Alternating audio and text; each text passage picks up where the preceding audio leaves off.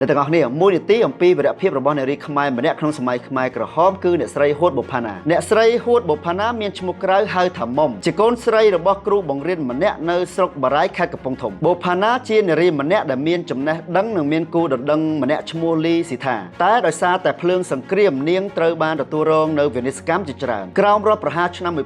1970បុប្ផាណាបានជួបជីវិតដ៏អភ័ព្វព្រោះក្នុងភាពឈឺចាប់ជាខ្លាំងនាងត្រូវបានទាហានលន់នល់រំលោភរហូតដល់មានកូនអំឡុងពេលនោះនាងរងនៅពាក្យមើលងាយជាច្រើនថាជាស្ត្រីមានកូនអត់ប្តីជាអកុសលក្នុងរបបខ្មែរក្រហមនាងនិងស្វាមីត្រូវបានបញ្ជូនទៅគុកទួលស្លែងក្លាយជាអ្នកទោសនយោបាយក្រោយការឃុំខ្លួននិងសួរចម្លើយជាង6ខែបុប្ផាណានិងស្វាមីត្រូវបានក្រុមខ្មែរក្រហមសម្លាប់នៅក្នុងថ្ងៃតែមួយគឺនៅថ្ងៃទី18ខែមិនិនាឆ្នាំ